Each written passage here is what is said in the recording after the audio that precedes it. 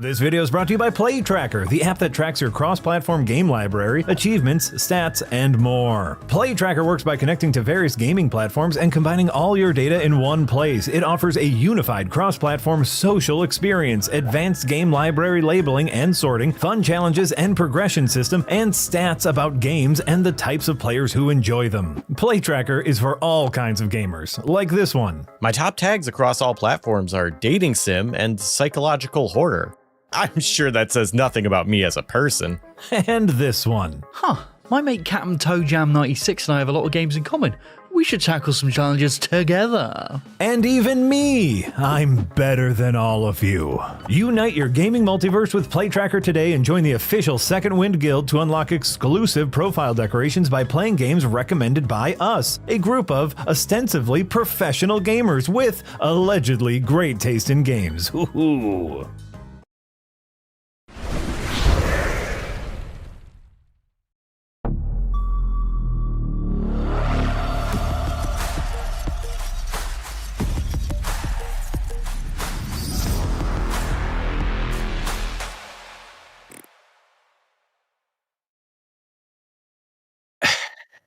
Hello, listeners. Welcome to the Windbreakers podcast. Ooh, bit of a stumble start there. Well, I'm Yahtzee Crucial. I'm joined by Jay and Marty as always. Whoop, whoop. What's good? And we've been concerned the topics around here have been getting a little bit too broad. So we're zeroing in a bit. We're going to talk about specific things. Yeah, we want to be able to do like for big games this year, a couple weeks after they've released, when we've all had times to play them and Yasu's had time to review them, and we're not worried about spoilers. We want to dig into them, but the big games aren't here yet. We can't do that yet. So we got to look backwards at some big games. Yeah. So how bigger could a game be than my game of the year? The Alters. Oh my god! By This War of Mine and Frostpunk developers. Mm-hmm. Give me a second. I'll even remember what their actual name is. There's no way to remember what their name was. Nope, it's gone. 11-bit Studios. Thank you, 11-bit. The prides of Poland. So, which a game, of course, I really like. I would just say that Marty really likes as well. Mm-hmm. Jay, you haven't played it yet? Well, I have a weird relationship with the game because I have been to Poland to see the devs and play the game and spent extensive time with them, but I haven't finished it. I have not found the time. You are a Jan Dolsky. You could be one of the Jan Dolskys. I've drank alcohol with Jan Dolsky. This is incredible. This is a thing. But so I know a lot about it, and I saw a lot of the behind the scenes, but I haven't finished it. So I'm not worried about narrative spoilers as much as I was saving it for a time where I could actually dedicate time to it. I'm here for the conversation. I'm going to play the role of the audience that wants more of that, enticement. Yeah, I mean, the ending was part of what I wanted to talk about, but yeah. So we should go without saying, but just in case, hey, spoilers ahoy. This is going to be one spoilerific podcast. So if you don't want spoilers for the Alters, this is your cue to leave. Yeah, don't let the door hit you on the ass on your way out. And if it does hit you on the ass, make like a woo sound, like a little whippy. Drink, Jay, are you just drinking a fucking brew dog at like 1 p.m.? It's root beer, dude. Okay, never mind. I was really taken aback by that. I mean, Jess's parents gave me like artisanal root beer, and I thought, hey, a good time to crack it open is when we're doing Alters talk. Hell yeah. I mean, you do brew root beer. It is a brew. Sure. I think I was more referring to, I was surprised he was drinking alcohol in the middle of the day, but he's not. On a podcast. On a podcast. Yes. I mean, I'm not above it. Anyway. So The Alters is a management stroke, third-person exploration stroke, base building stroke, relationship building game. Yeah, choose your own in which you play Jan Dolsky, who's shuttled off to a distant planet with a crew to maintain some kind of industrial investigation or looting of resources, only to find when he wakes up his cryo chamber that everyone else's cryo chamber fucked up, and he's the only survivor. So he has to get inside a big old base that was supposed to accommodate like 10 guys and figure out how to proceed. Luckily, as luck would have it, there happens to be a quantum computer and cloning facility on board, with which he can create alternative versions of himself that took different decisions at prior periods in his life and as such have developed different, more useful skill sets. Because Jan himself was kind of a low-ranking dude, just like a technician. Mm-hmm. Well, he wasn't even a technician. You play as probably the least impressive of the Yandolskis. Because the first dude we have to clone is a technician, Jan. And so this kicks off a sort of mix between management and time crunch, base building, tactical gameplay, where you have to go out into like this alien landscape and look for resources and then build facilities to mine those resources. And then go back to base with all the stuff you found and build new rooms and hang out with your alters, make sure they're all happy, play out their stories, and eventually move on, because there's a sort of Persona-esque time crunch element going on where there's a day-by-day timer, and if you hang around in this place where you currently are for too many days, the sun rises and you will die horribly from radiation poisoning. So you have to keep moving on to the next part of the world. So there's this sort of stop and start element to the gameplay where you build up a facility, you build up your stuff that you need to mine things. You get familiar with the area you're in, but then by the time you're fully familiar with it, whoops, all that's going in the bin, and now we have to start again with a whole new area for the next segment of the plot. So it's an awesome narrative device. Yes, continuous sense of movement. And in the end, Jan not only has to like orchestrate a rescue for himself, he has to come to terms with who he is and who he could have been. Mm-hmm. Yeah, I think that sums it all up. Right off the bat, I think one of the things that really resonated with me in the game is Yandolski and the performance by Alex Jordan, I believe is his name, because it is giving. I think you could have 6 different alters in one playthrough, but I think there are something like 10 possible ones. So, you can't see all of them in a single playthrough, but it's really impressive how one person plays each of these characters. Because again, they're kind of sliding doors moments in his life where he went, because of a certain string of events, he became a therapist, or become a certain string of events, he became a farmer or a miner. One and lost their arm. And for some reason, he has a different voice for each of these. Sure, but I think it's kind of like a combo. Like if I spent my 20s in the mines, I'd probably sound a little bit different than someone who spent their 20s. Your dialect changes based on who you're surrounded by, for sure. Yeah. Well, possibly, but let's see if we can list them all. You start off with Technician Jan, who's a sort of grumpy older brother figure. Usually I get Mino Jan next, who's like a sort of depressing sad sack. And you don't know what their personalities are going to be like before you spawn them. You're only told what sort of benefit they're going to have to gameplay, which is a nice little gameplay narrative intersection. Said, a miner. All we fucking do is mining. We could probably do with one of those.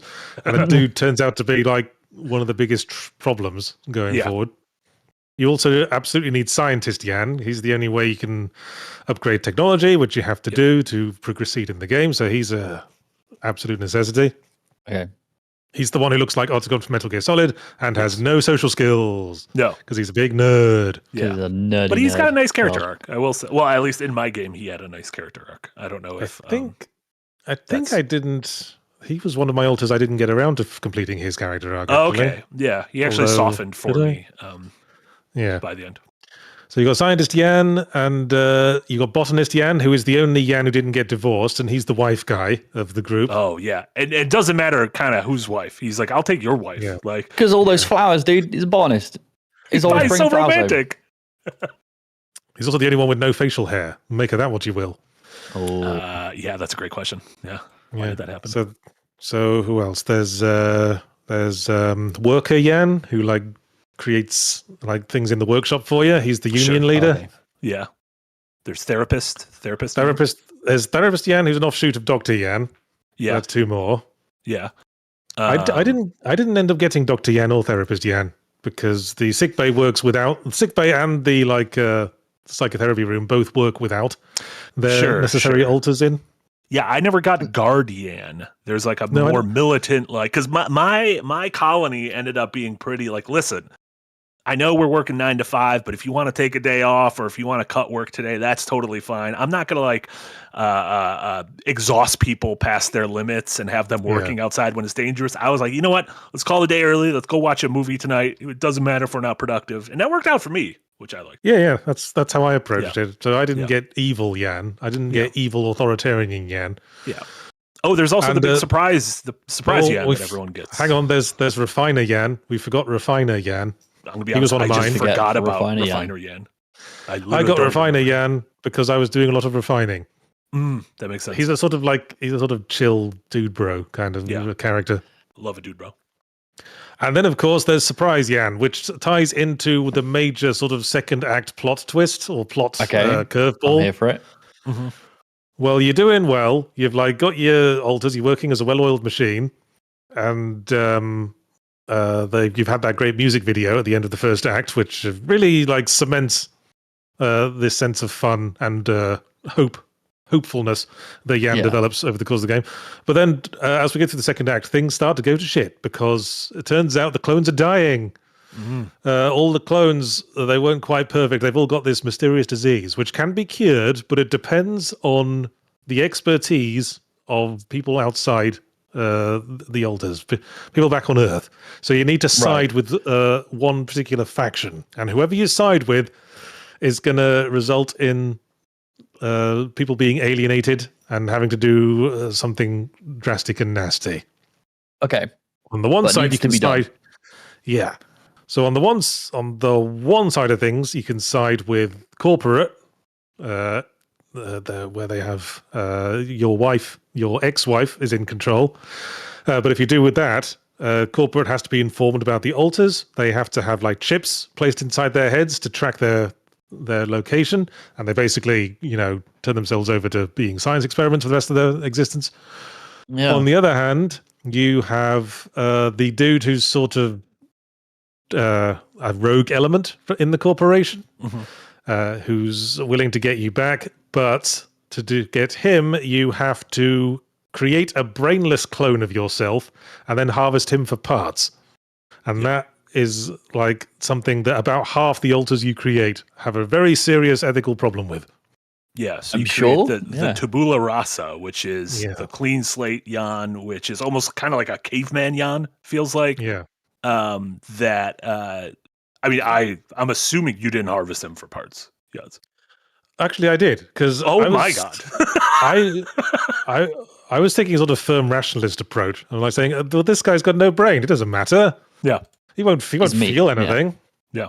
Spoilers, he did. Yeah, so I was sort of sympathizing with Scientist Yan's point of view, maybe because he looks like Otacon, and Otacon's my favorite Metal Gear Solid character. So I went with him, and so we harvested Tabula Rasa Yan, and probably ended up getting a bad ending because of it. But I haven't taken my time to look at the other endings, the other half of the endings, to see what those are like. Yeah, I kept him around, and he ended up having a little.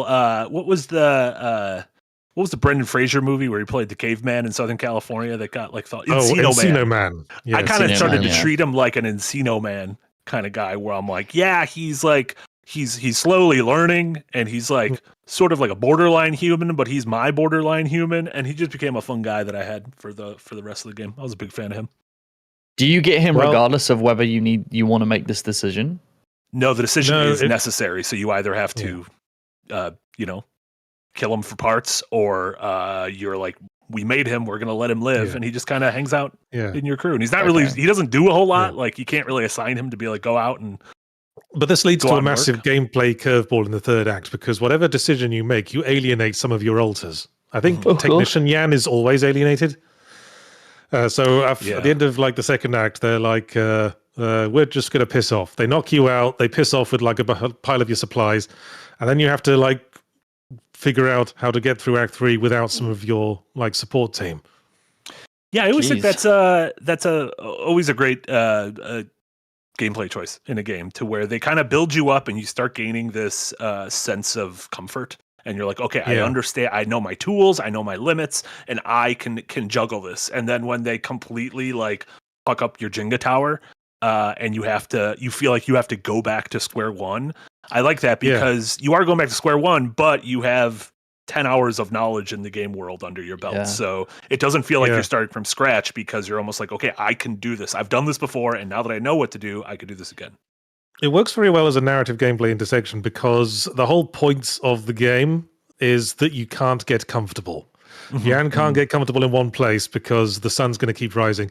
The pressure keep piling onto him. And by the end of the second act, maybe you start to feel like you are getting comfortable.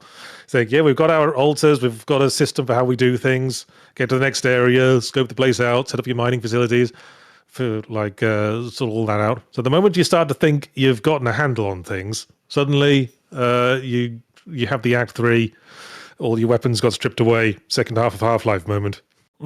But like the interesting part for me is you mentioned how based on your decision, certain altars that you have, which already is a choice, you're not always getting the same ones. Like you said, they're up to 10.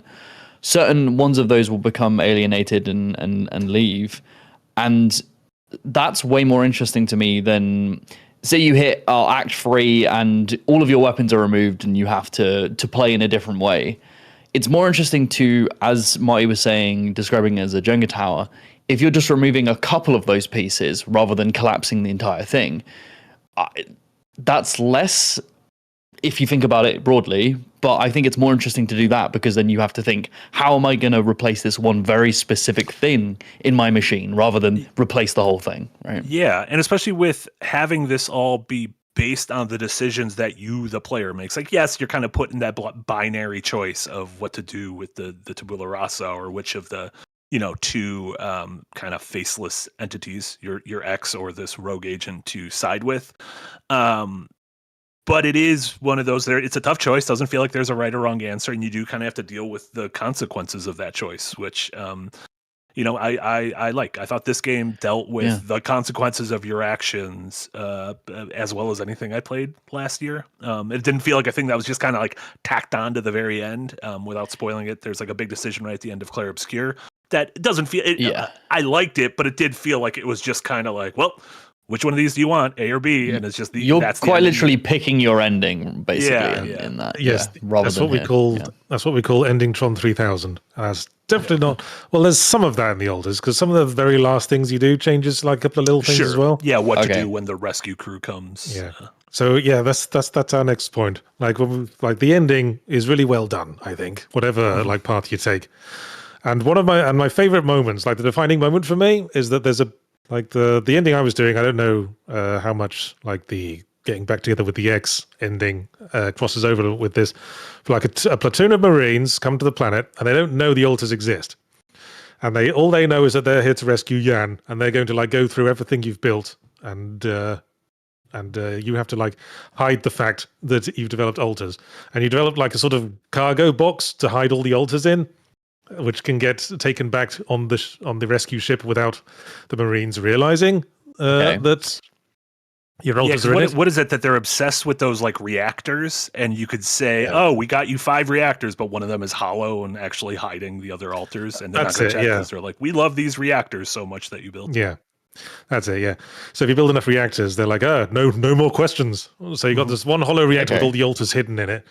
And as you get on the rescue ship, the Marines are scanning the crates, and they go, "Hey, there's some weird life signs coming off from this one big reactor. You wouldn't happen to know anything about that, would you, Jan?" And to get out of that, you have to choose a conversation option. But the conversation options you can pick from are all related to the arcs you've had with your different altars. Because when you complete an altar's story, it unlocks a sort of personality trait in Jan.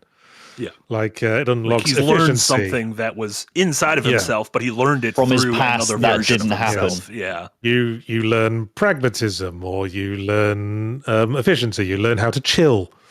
Yeah, and so at the very last thing, you have to you pay forward one of these lessons. It's just presented like if you've got enough stats in Baldur's Gate 3 or something, you can get an extra conversation option with a little brackets at the start to show that you only get this because you did a certain thing. Yeah. And I think it's, as long as you pick one of your unlocked personality trait statements, then it always works. I said, oh, fair enough. We won't look at this hollow reactor too closely then.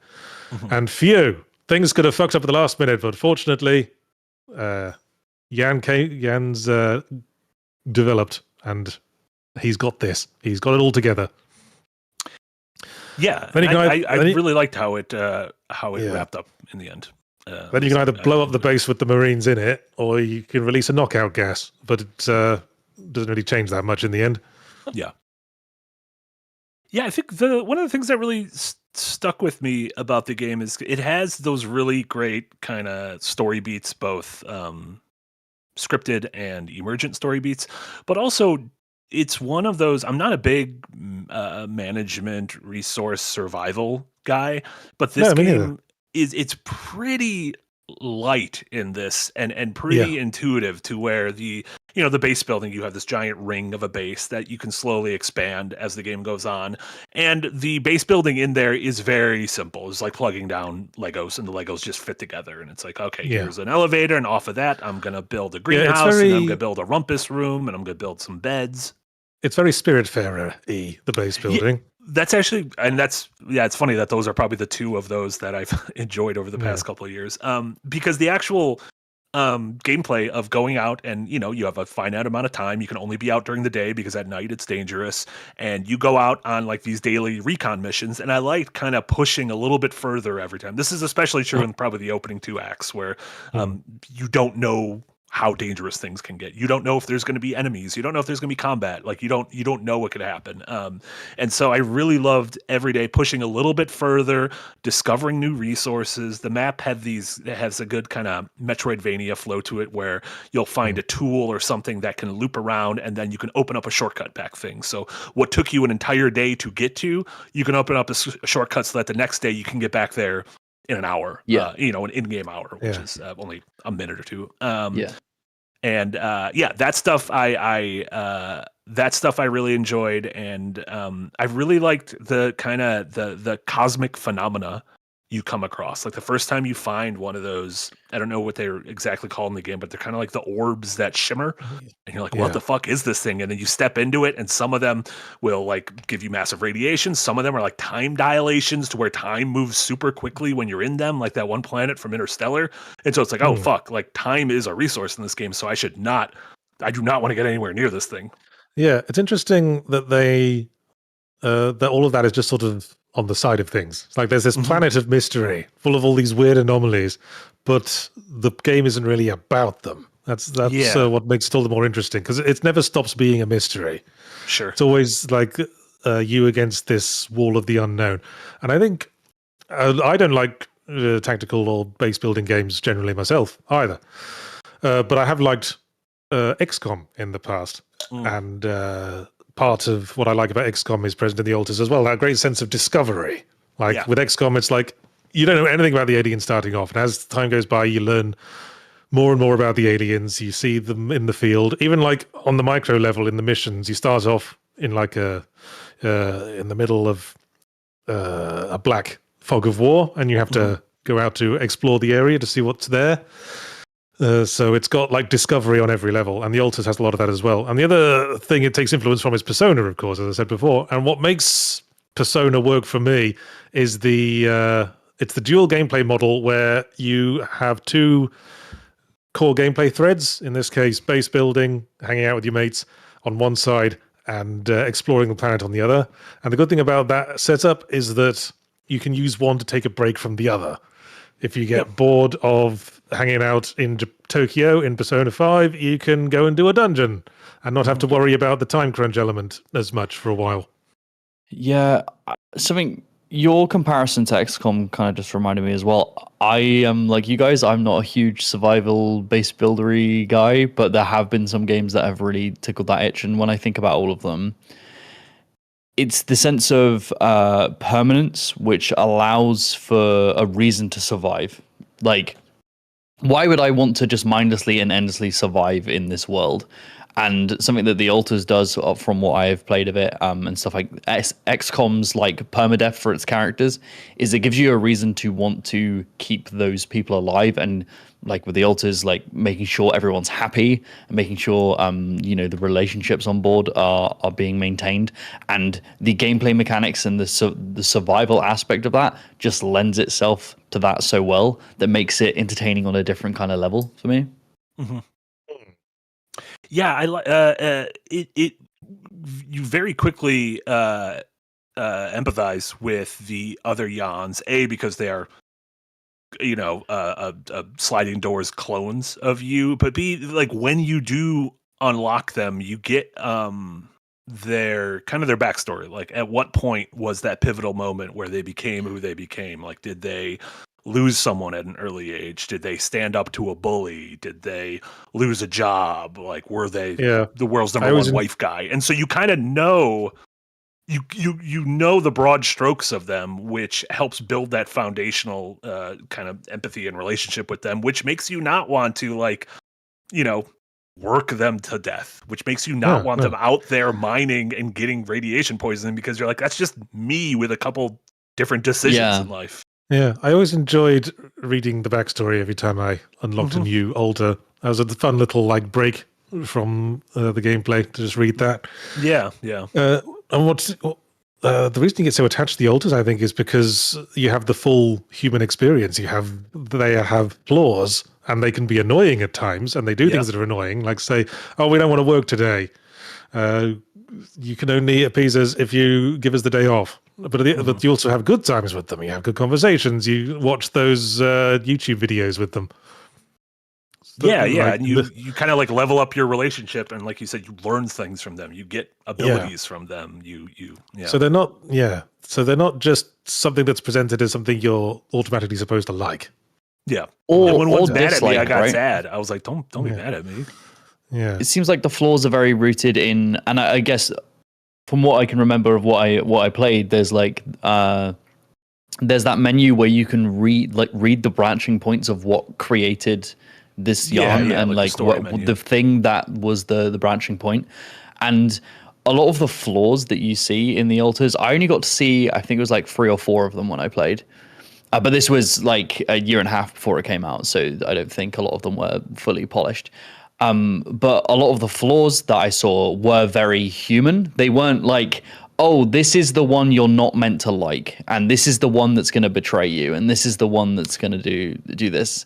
So I could sympathize with their wants, their needs, and their dislikes, which made me want to help them more. Which I think in a lot of cases is hard to do with NPCs. A lot of the times I'll meet an NPC in a game and kind of immediately understand what they're meant to be, like their archetype and stuff like that, and it kind of switches me off. But here, that kind of branching menu allows you to sympathize on a different level, which is really cool. And what I liked about the third act twist, where some of them turn against you, is that there's no turning them back. You permanently alienate them. You can reunite with them.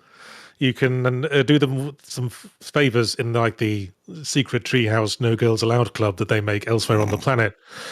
And you can sort of make your peace with them, but they make it clear that they will never forgive you for what you did. And I like certain decisions you just that have to deal with. I like that it wasn't just keep bugging them and giving them bottles of amber nectar, as in Hades, and eventually they will like you again. I liked that you crossed a line. You crossed a permanent line. And it was a decision you made because you were put in a very tough place where you had to make an incredibly tough decision between one of two things, and people on the other side just kind of found it unforgivable. But it seems like the decisions, though, and correct me if I'm wrong, the first one was side with the corpos and put chips inside them and basically sign off everyone to a life of being studied, or dismember another altar that has no brain for parts and stuff like that. Both of those are effectively doing the same thing. You are devaluing the humanity of an altar. You're saying you don't exist. You're not a real person. You are a body. You're just a thing. And I can see why, if I was an altar, that would be either option is you're crossing a line for me. I mean, it's funny because they are things. I mean, these aren't real people. I mean, they're not transported from alternative universes. They're versions of you that have been worked up from scratch by a quantum computer. So they think all the memories they have of their past lives are they're false, basically. They were expurgated by the computer. They're not real people. They're just sort of become real people, right? I think it delves into that. There's a shit ton of sci-fi about that, like Moon or High Life, Ad Astra. Side note. This is very Moon. Oh, If you want to see if you want to see Alters the movie, go watch Moon. Yeah, Zoe 100%. Bowie's Moon. But it, yeah, like I always thought of them as people, even when occasionally my Jan would be like, "Hey, just remember, you didn't exist until, 2 weeks ago." Which I think is like, that's speculative science fiction does a great job of that, of kind of giving you these big decisions and making you mull them over in your head. And as you say, they become real, partly because of how Jan learns more about himself from them. Mm-hmm. Yeah. It's like replicants, right? It's in Blade Runner, it's the question of, do they deserve to live and live amongst people because they were made and created and molded rather than born? And like the alters have memories of the things that they did, but just because they didn't necessarily happen, does that make the value of that memory? My thing is, lesser? the way I saw it was it did happen in another reality in the multiverse, right? Like, but this one wasn't necessarily like plucked from that reality. Like, do any of them raise that, like narratively? I think they're all aware that their lives didn't actually happen, but they sort of gloss over that a bit in their heads. But they did happen somewhere, right? That's how I took it, is that all of these things, like when you're reading their, that's the whole point of the quantum computer, right? Like when you're reading their backstory, that is a life that one of the infinite Yandolskis led. And what you are ultimately doing is taking the memory of that Yandolski, downloading it and putting it into like a husk, right? Yeah, and I think there's the android kind of thing. Yeah. There are plot threads where I think like one of the dolls, I think Refiner and Worker Yans were gay Yans, and they had a gay relationship with a dude who real Yan never actually met. And then they start communicating more with back home at Earth, they discover, actually this guy that they have that an alternative self had a relationship with does exist. Yeah, and there's a chance they could hook up. Although although that's one of the last minute decisions, is that you find out the guy died in the real world, and you have to decide if you're going to tell the gay Yans about that, or just keep it from them so they can live on in hope. Yeah, man. Do any of them take the idea of I was created, nothing I believe was real, really poorly, and or do they all just kind of take it and be like, okay, cool, I will do my job now? And Minor Yan's kind of a sad sack, but that's I think he'd find something else to be a sad sack about, if not that. Well, and he's got an interesting thing, because he also part of the way he's dealing with it is the fact that he has a phantom limb, or I guess the opposite of a phantom limb. He has a limb that he shouldn't. He has a limb that he shouldn't have. In his existence, he lost an arm. Yeah, but when he is born in this world, he has an arm because he's in a full body. But he's this thing shouldn't be there. I should not have this arm. So he keeps cutting it off. He keeps cutting his own arm off. Yeah, you say he keeps cutting it off, as in they regrow it. Well, that's one of the things you can do with him. You can either regrow one for him, or you can give him a cybernetic arm. I think I ended up giving him a cybernetic arm.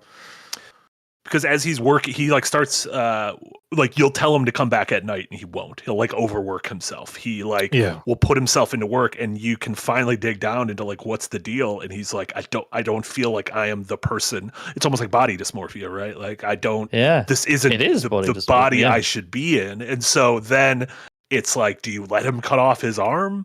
If he cuts off his arm, do you then just be like, well, all right, hope you're better now? Or are you this is kind of fucked? Can I help you with some sort of cybernetic, tool? Yeah, a lot. And again, those decisions are tough. I like when games have a lot of gray decisions where it's, you don't feel there's no black and white answer. There's no red answer and a blue answer, Man, you could do a whole philosophical video essay on the alters, couldn't you? The nature of being and of the self. Yeah, I think the game does it. The game deals with those kinds of questions in some really great ways. Yeah, and I also like that when you're assigning, if you've got a full crew of Yans and you're assigning people to do specific things, it's you can kind of never get it perfect. And that's how I felt with dispatch as well. When doing the actual dispatching, you can kind of never get anything perfect because you can be like, all right, I'm going to put 2 or 3 people on this one job in dispatch to ensure that it gets done. But that means the next job that comes in, I'll either have to completely ignore, or I'll put one person who's just kind of not up for this thing, who's like not qualified for this thing. And that's how I felt in the altars. It would be like, well, I'm going to have my botanist in the greenhouse growing things, and my scientist is researching. And it's like, well, shit, I now have 3 things I need to gather outside, but only 2 guys to gather them. So like, I have to fuck something up. Like I can't create this well-oiled machine where all of my needs are met. And it's not that continued prodding that I liked. It's not so much that some Yans can't do things. It's they can all do the basics, but each Yan kind of specializes in a thing. Yeah, they have bonuses, but every Yan can like do certain tasks on a baseline level. Like, I guess except for research, right? Only the scientists can do that. Only the scientists can research, but the miner, anyone can mine, anyone can make carrots. Yeah, anyone can cook. Yeah. It just takes a while. Yeah. Right, well, we should wrap this up and get to Super Chat. So, The Altars is a really good game. It deserves more attention. It's a shame there was that hiccup with the AI controversy. But someone had a Super Chat about that, which we'll talk about when we get to that. Okay, we'll get to that. Yeah. All right, well, let's go through them then. Starting with... Oh, I got my chat windows like frozen up.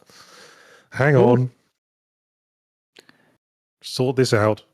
Dun dun dun dun. Do you know there's an alternate universe where the chat window didn't fuck up? Oh. And in that universe, but did that really exist, or is it just in your mind? Think about it. But was it the chat window fucking up, or was it Firefox fucking up? Oh my god! Oh no, we changed the wrong history. Oh no, we have to go back. All right. Well, kicking off with Raven's weekly word of the week, which this week is hyperbaton. Hyperbation. That's when you masturbate vigorously. No, it's hyperbation. It's what they call a police truncheon in the future. Hyperbaton. Hyperbaton. Yeah. I don't know what that is. No, I had to look this one up, but apparently it means to rearrange the usual order of words for effect, like the way Yoda talks.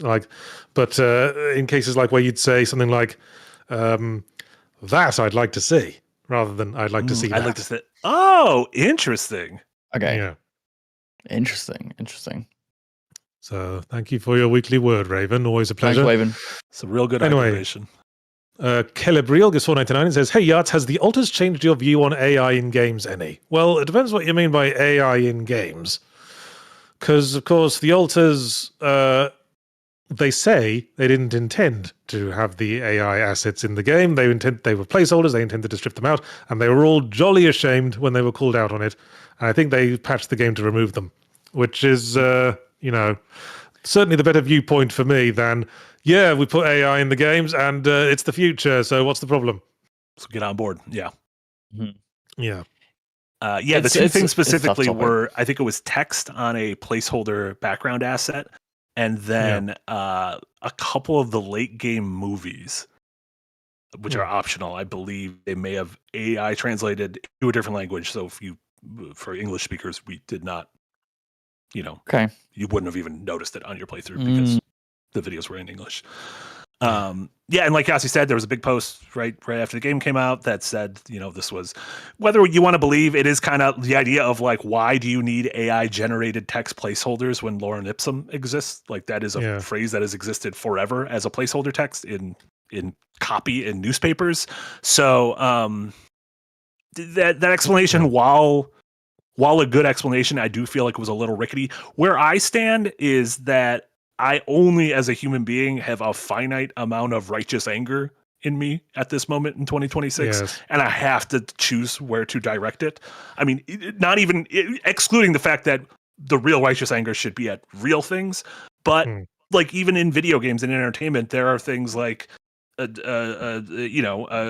union busting and the loss of thousands and thousands of jobs and mega corporations trying to gobble up other studios. Like those are in terrible working environments. Those are like the things that to me, I'm like, if I can only devote a certain amount of energy to being mad at something, it has to be this. I can't just get mad at everything. Yeah. Right. For my part, the sheer high quality of the game and its importance as an artistic work and as an exemplar for other video games outweighs like the fact that there's like a very small handful of AI generated things in it. Yeah, it's still I'm hoping that the infraction. backlash might be like, okay, let's just fucking not do this. Yes, with anything. I'm basically, as I've said in my somewhere I'm writing on this subject, I am not willing to throw the baby out with the bathwater. Yeah, I also think for my side, I think it's people need to get better at having a distinction between AI and like generative AI. I think generative AI is disgusting and is a blight and should be destroyed like in a fire. But like there are AI tools in game dev. I speak about it a lot with 3D modeling. One of the most tedious things to do ever is UV unwrapping and like getting ready for texturing. It's really boring. Nobody likes doing it. There are tools being created to make that very easy. And at a click of a button, that AI unwraps the model for you. And that's because it's taking the process of creating a 3D model, which is a creative process, and then texturing it is a creative process. We're making that in between easier and quicker. That's a great use of AI. But using AI to just 3D model the thing and then texture it, I think is kind of grim because it's going to have to steal from other artists. But I think as consumers, just seeing the word AI and getting mad at it, I think is not the best. You actually need to understand like what it's being used for. I will say using it to like generate text for art assets and stuff like that, I'm glad they removed it, but it's not something that I'm going to completely blacklist a team for, especially because the rest of the game's so good. And it's funny because, a lot of high-profile Game of the Year games are kind of under a microscope recently with Clair Obscur had a similar thing. Larian kind of stepped in it with talking about, the Baldur's Gate 3 developers, about their use of AI. Spoilers, every single Japanese developer is using AI right now. So it is, I don't know. The way I feel about it now is different than the way I felt about it a year ago, and it's probably going to be different than the way I feel about it a year from now. I think it's good that people are calling devs out for it, and the devs are responding with, okay, cool, we'll make changes. I think that's wonderful. I think it's great for consumers and the devs. Yes, keep it at that level. Yes. Please.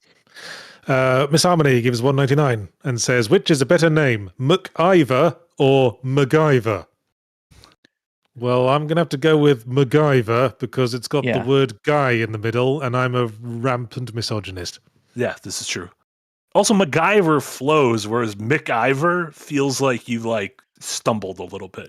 Like you started to say something, and then you tripped and caught yourself, and then you finished saying it. MacGyver. It's like it's a drunk kind of slip up.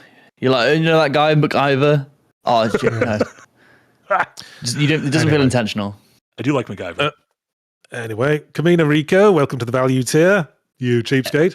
Thank you very much. Thank you. And then Sinos the Hedgehog gives $5 and says, Yahtzee, as someone with pattern recognition, what's up with the fire, electric, and ice triumvirate games you use so much? Infamous 2, Spyro, Starter Pokemon, etc.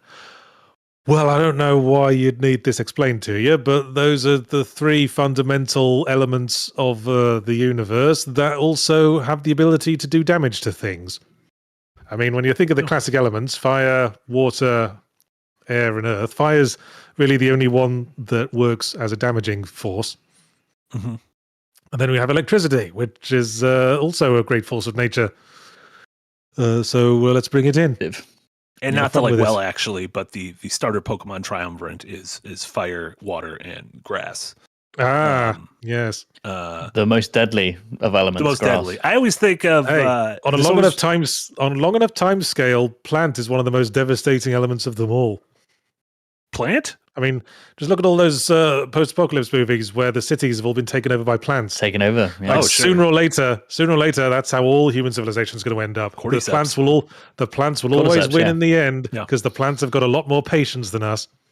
Oh, infinite. I always think about Captain Planet and how the 5 things were earth, fire, wind, water. And I'm like, water. I got it. And the last one's heart.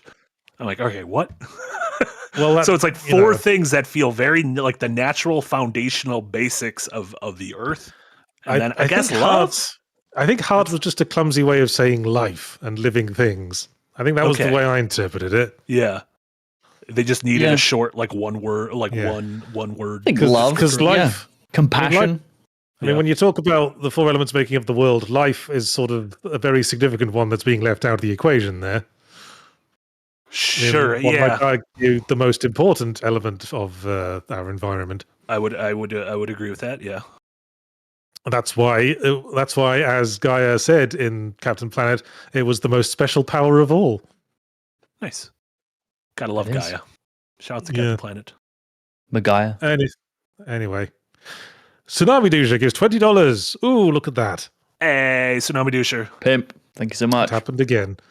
And then King Dead 42 gives $5 and says, I liked how they linked your ex-wife, trustworthy, with the corp, who doesn't feel trustworthy. Not an easy decision. Now you mentioned it, that is interesting because, you know, it would have been so easy to like do it the other way around, where like your ex-wife was the one who was the rogue element and you would feel better about trusting. But the fact that they put your ex-wife and potential love interest on the side of the corporation also makes it a much harder decision. Like normally when you have to decide between siding with the corpos and siding with the rogue element, in most like cases of like appealing storytelling, the heroic element is the rogue element, right? Mm-hmm. Yeah. Because corporations boo. And, you know, independence is still a traditionally heroic quality. Yeah, but usually the resistance isn't asking you to kill someone, like, who's, you know, dismember that person. Well, that's how it turns out. And that this rogue element's really just sort of trying to, you know, enrich himself. Yeah, and that's a good... I again, like going back to the root of it and what you said, Ed, is a good combo because like all of the other people you talk to, you don't know. You're learning about them right now. Whereas like your wife, your ex-wife, you do have that relationship with her, and by everything you've been told, it seemed like she was a good person, a good, honest person. Yeah, like it doesn't seem like she's fucking you over. So what was the reason that she's your ex-wife rather than your wife? Well, it was because you were going on different paths. Like Botanist Yan basically is the wife guy because he stays in the career track that his wife was in. Yeah. And they stayed working together for a while. But other Yans decided to go off and do something else. Yeah, and it was kind of like, I think your Yan, like, again, getting back to the kind of how you're just basic and don't really excel at anything, is like your Yan, this is almost like the Mickey 17, like you're kind of a fuck up, and this is kind of like well, I guess I'll do this because I don't really know what else to do. Because it's available, yeah. That kind of thing. And so, yeah, I think your wife kind of saw you, or I guess there was almost like an ambition imbalance between the two of you. Yeah. Mm. Okay, that makes sense. Yeah. Witticism gives $5. It says, very excited to get to the altars when I do. Currently sitting in my library. It's always a treat to play something Yahtzee has such enthusiasm for. Well, as you said, Marty, when I like a game, I'm almost 100% right. I think you got a great batting average when you like a game. Yeah. Absolutely. Listen, you have a better batting average when you like a game than I do when I like a game, which is impressive. Well, there you go. Yes. 100%. Good game. What I know what I'm talking about. What was your number two? I can't remember. Was your video ranked? Did you have a number 2? My number 2 from last year? Yeah. Like if the altars didn't exist, what would have been your game of the year? I think that it was Hades 2 in the end. I see you've been playing. You've been playing Hades a lot of nights. Yes, you've probably seen the Steam pop up. I saw you pop basically every evening after the kids are in bed, I dig out the Steam Deck and do a few rounds of Hades. I just finished the first story end in Hades 2, and nice. And that's where I kind of left it last time, and I want to see like where it goes now. Well, enjoy. It's become a bit of a ritual in our house that whenever you open Hades, Jess goes, Yahtzee on Hades again, like every time. Good game. It's a good kind of zone. It's a great game. It's a good sit down. You play on your Steam Deck, right? Yeah. And I'm very proud of myself because I've didn't turn on God mode this time. Every time I finished a Hades game, I turned on God mode, but not this time. How have you found it without it? Pretty straightforward, but I'm thinking that playing nothing but Hades for 2 months straight has somehow made me quite good at playing Hades. Trained you? Yeah. Look at that. Yeah. We could still get better at games. Which one do you think is more difficult? Hades 2, definitely. Okay. So, and definitely the Olympus path more so. I mean, like the Underworld path is sort of on the same level of difficulty as Hades 1, but the Olympus path is definitely harder. Yeah, I think it's a big one. I think Hades 2 on the whole is more difficult. I do think I've had more runs in Hades 2 where I've completely broken the game because of the boons I got and how they work together. Like I feel like I've had way more like, oh, I am untouchable. Like I am gaining mana as I'm spending mana. I'm gaining HP with every hit. Like I am literally indestructible in this run, and I can't. It's a hard thing to replicate because the nature of the randomness. I certainly complete more runs than I fail now, but I do still fail every now and again. Every now and again, you just get a bad build. Yeah, but especially those northern runs. The still happens. Tough. Yeah. I felt like Hades 2 was difficult, but it came out directly after Silksong. Hades 2 was difficult in a way that I'd go, okay, I died fair. My build next time I'll aim for this, or this is what happened, blah, blah, blah. I didn't really get mad at its difficulty. I just viewed it as something to overcome. There's a lot in Silksong that I got like actively angry at its difficulty because I felt like there wasn't. It was just be better at the game was the option, right? Just get good. And it was a different anger levels on either side for me. Hades 2 also does a good job of doing the alter/persona thing of having a couple different gameplay styles that are palate cleansers to each other. Not only in the combat runs versus the housekeeping you do back at home, but in the fact that I would always oscillate between the two runs. I would do an Olympus run, go back home, and then do a Hades run, then go back home, then Olympus. Yeah, I always look forward to dying or completing a run and going back to the home base and going, all right, let's distribute some fucking nectar.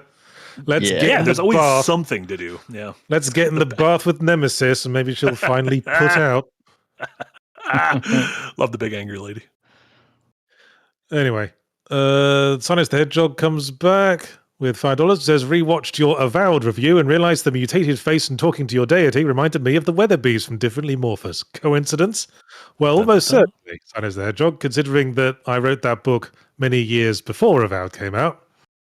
And I don't think you're saying that Avowed was influenced by my book.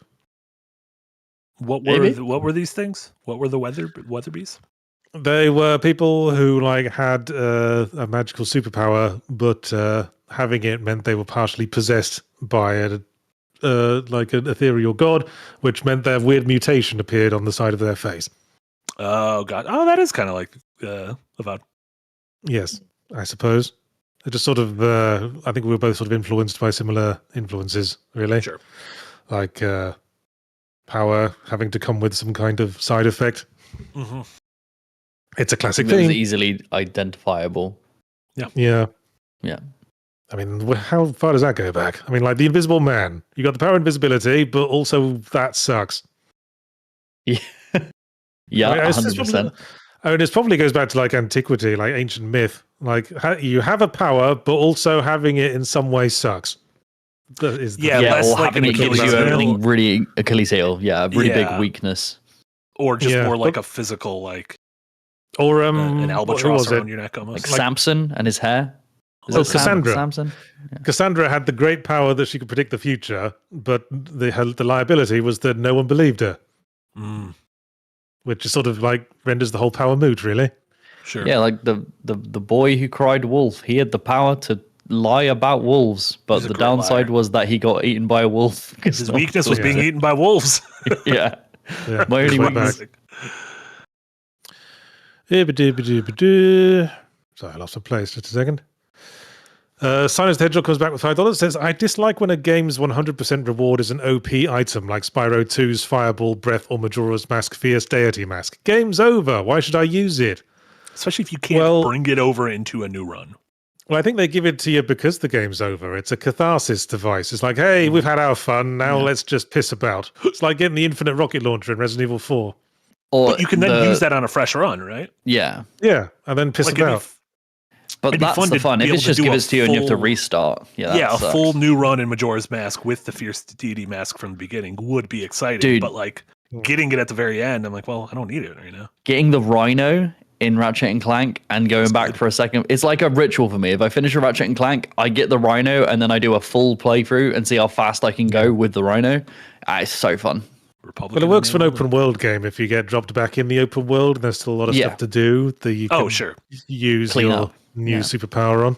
Yeah. Yeah. This is a really random one. I like the way Death Stranding handles that. So you beat Death Stranding 1, and right before like the ending 90-minute cutscene, there's like a week time jump where it's like, all right, Sam did this, and then a week later this occurred. And when the game puts you back in the world, it's kind of like, well, this is what Sam did during that week, and you could just fuck around for eternity. That's fun. And I kind of like how it's like narratively there, like the crisis is gone, but you can still fuck around. Yeah, that's nice. I like that. Yeah, they kind of do that with Ghost of Yotei as well. Like post-ending fuckabouts is framed as you're hanging out at home with your new adopted child. Spoiler alert. And it said, "Don't you have any other stories from that time?" And then the main character goes, "Well, I guess I did trim a couple of things for brevity. So here we go." Here's when I murdered a few other villages of people in revenge of. Here's why I sat at a campfire with my horse for 15 hours. Uh-huh. Love my horse. Here's where I found another hidden collectible in the forest. And put it with all the other hidden collectibles I had. Yeah. There was a lot. I don't know who was distributing them. Anyway, Smile on Your Face 1999 gives £5. It says, "I first looked at the altars interested and was turned off by the base building. Then Yahtzee praised it, so I gave it a chance and loved it." Yeah. There you go. Yeah, you did. It's very like a palatable base building. Yes. Which again makes me think maybe I would like base building if I kind of like kept incrementally playing games like this. But yeah, you mentioned Spiritfarer and this. Those are two that absolutely kind of were simple enough for me to be able to wrap my head around. Well, as I say, it's because the base building, they give you something else to give you a break from the base building. And there's a lot of games that I get turned off of because, I just don't want to do it perpetually. Like I can, like there's like a straight building game like City Skylines. I just don't gel. I get bored. Yeah. But I do Sorry, go ahead, Jay. No, that's right. I was just with that. It reminds me of I was speaking about it last week. About that, I've really been enjoying Path of Exile 2, and I played the free weekend of it as it was ending, so I only got an hour in, and thought, yeah, that was pretty good. Like the first hour was okay. But then a friend of mine a few weeks later was like, "Oh, let's find a game to play," and he was like, "Let's give it another shot." Turns out to be one of my favorite games ever, and it's like I think it's important to give games a chance and like push through and like try and get to that point where it might hook you. Not all games will, but you might find something that will be really important to you. Because it could be easy to put the altars down because you think you don't like the building. But I was even talking to it was someone in the community, either in a stream or in Discord, talking about the altars of them being like, I played the first hour and it didn't hook me. And I was like, well, wait until you get a few altars. Once you're managing like 2 or 3 other people, like by the end of Act 1, if you don't like the altars by the end of Act 1, you're probably not going to like the game. But if you bounce off the altars after an hour, like you didn't get to the stuff that I really enjoyed. And I get that's an annoying, like, oh, it gets good after 15 hours kind of thing. But like, I don't know, it's just the nature of some of these things. I mean, if you're not charmed by the music video, I don't know what to tell you. You don't have a heart. You'll never be a Jan. You never have that fifth element from Captain Planet. From the titular fifth element? Mm-hmm. Is this the best game Poland's ever made? I mean, Poland's made a lot of games. They made The Witcher 3. They made Witcher 3. So it's probably not the best game. It's probably my favorite game that come out of Poland. Shout out Poland. Well done. Well done, Poland. I'm glad the Nazis didn't annex you perpetually. So am I. I wouldn't exist if they did. There you go. That's good. They got good vodka. It's good. They got good vodka. They really do. Well, that was all the super chats. Lies. Less There's than one usual. more. We probably frightened them off with our spoiler talk. I think it's also we're a little bit like 6 months late to the party on the game. We're definitely going. Like I said, like I want to do an episode like this with Resident Evil 9 once all 3 of us have had a chance. Yeah, I'm excited. That. Well, how soon is that? That's the end of February. It's still Yeah, still a Got little some ways time. away. I'm on record that I'm kind of expecting it to suck. Yeah, So we'll there's see some how we go. there's some worry. The way friend of the show Deebs is putting it is that the new games are speed running the Resident Evil cycle. Yeah. Well, that's what I said when I yeah. had talked about the Resident Evil cycle back in my extra punctuation video on the subject. Yeah, and it definitely because 7 feels like kind of 1, 2, 3. 8 feels like 4, and then someone who's currently playing through 6. Hope to God this one doesn't feel like 6 because that game if you're not clear on the Resident Evil cycle, it's they do a really good game that reinvents the series, then they sort of bring back all the twisted narrative bollocks from all the previous games over the next few games, and they reach a nadir eventually, and then everyone wonders if Resident Evil is finally dead, and then boom, they reinvent themselves again with a whole new thing that relights the spark, and then the whole cycle begins anew. Yeah. Where does this one do you think belongs in that cycle? Where do you think we are? I mean, people are worried that they're at the Resident Evil kind of 6 portion you fucked this thing up, and you're going to need to restart this franchise afterwards. Yes, that's my feeling. My feeling is that we are at the Resident Evil 6 stage of the cycle right now. Yeah, I do think from everything I've seen and heard about the game, it does feel like the game is going to be split in half, and half of the game is going to feel like spooky Resident Evil 1, Resident Evil 7, and half of the game is going to feel like action. you're Leon Kennedy with big guns like Resident Evil 4, which I think that's a good split. Resident Evil 1 and Resident Evil 4 is a good split to have. In an optimistic space, yeah, but I also think you could have the issue of both of those cups being half full because the dev team wasn't focused on one or the other. Sure. Yeah, you could have the 2 girls, 1 cup problem. When you say it's split between campaigns, alarm started blaring in my head. Has there been a good game split between 2 campaigns? Well, I guess that was the original Resident Evil, right? But Resident Evil 2. Yeah, not in the same way, though. Yeah, you're not flip flopping back and forth. It's an interconnected narrative, and they're going for a similar vibe rather than this seems like they might be going for 2 different ones. I quite liked American Arcadia, which was split between 2 characters. Sure. Yeah. 13 Sentinels, although everyone's campaigns was just the same. It was just like choosing which story you wanted to do. That wasn't split. That was putting the fucking wood chipper. That was with shredded campaigns. Fucking pulled pork. The game rules. Anyway, moving on. We've got some more super chats now. BS Marley 11 gives $2. Says narrative based building brings me back to Subnautica. Yes, another game I like. Underwater's scary. No thanks. Underwater's too scary. That's what I like about it. It's I like the mystery and horror of the sea. Yeah. It brings me up in fucking hives. I have thalassophobia. That shit terrifies me. Casey is playing a game tonight for Hot Monday Energy, a game that came out late last year called Death in Abyss. That's like if Star Fox was it feels like it's deep sea against giant fucking monsters, and it seems very scary. I didn't know you could make Star Fox scary, but it seems like scary Star Fox. No. Yeah, I mean, I find it scary, but that's what makes it all the more fascinating. Sure. No. You're not actually underwater. They can't get you. Ribari gives 3,000 arses and says, hello there. Taking advantage of summer holidays here to catch live. You've convinced me to also use some of that spare time to try to complete the altars. Hope is a rather small stroke tighter experience than a AAA sandbox. Also, really looking forward to Adventurers Night Season 4, even if I'll miss our favourite Baker Cat. Season 5, actually, but yes. I was going to make a little there is a Season 4. You can go see it. Yeah. You're in luck. Yes, The Altars is not a lengthy game. It is like a 12-hour job. Yeah, I finished it in a weekend, which is nice. And if you enjoy Adventurers Night while the team is hard at work on post-production on Season 5, check out this wonderful new show / one-shot that Jack and the crew put together, taking some of his improv friends and throwing them in a short little D&D scenario. The video is delightful. I highly recommend it. Went up this morning. It's good stuff. Yes, worth checking out.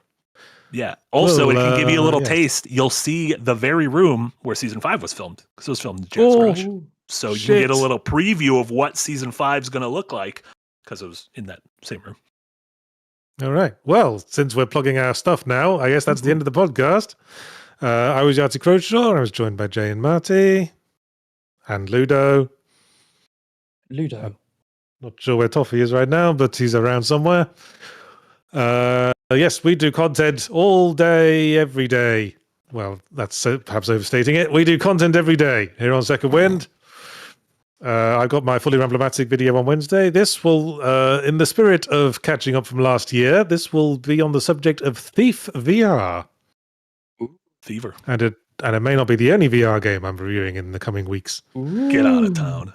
Ooh, yeah. Are you reviewing Are you going to review the Virtual Boy in February? No, unless it's really dead, No, which it might be. Thinking about it, I'm very excited for this headset to come. I'm plugging in. I'm living in a red and black world. Fuck are we no. really? Are we really nostalgic for shit things now? Is that? Are we so nostalgic? Have we reached the nostalgia singularity? Apparently. Yes, truly. All right. Well, yes, that's fully Ramblematic this week. Also, I will have a semi-ram dropping on Thursday. This one on the subject of yes, cleaning games as a genre. Yeah, you make a couple bold statements in that thing, and then you back them up, and I'm like, that's actually Oh shit. Tune in for some bold statements. Yeah, and of course my weekly stream Yahtzee Tries on Wednesday, and that'll be my stuff this week. I think. What else we got? Nice. Whoa. Jay, do you got anything? I do. I have things. I was just waiting to see if Marty had something. I'm working on my latest design delve, which is going to be kind of tangential to this. It's going to be on the subject of time as a mechanic. I kind of might go play the altars because I think it might add a lot to that episode. So I'm going to put that on the docket, but that'll be coming out obviously not this week, but next. You can look forward to that. And DevHeads will also be returning next week. So not this Friday, but the Friday afterwards. But we've got lots of fun streams this week coming up, which I'm sure Marty can tell you all about. Sure can. Like I mentioned, Hot Monday Energy tonight playing that spooky Star Fox game. We got the Rewind tomorrow at noon. Darren won't be able to make it because he's at a screening of the Bone Temple. But Jenna's going to join us and we're going to talk about Pluribus and Stranger Things. Spoiler cast on both of those. And spoilers, Jenna and I both really enjoyed Pluribus, and Jack did not. So we're going to bully him on the stream, and it's going to be great. Backdrop tomorrow as well. Normal streams and the normal streams and stuff the rest of the week. All the normal stuff. Jack's just full of hot takes, isn't he? He's like a hot take machine. He's got Jack's heart wants what the heart wants, and I appreciate it. He can only be himself. Yeah, true enough. Well, on that note, I'll see you all on Wednesday. Bye. Bye, everyone.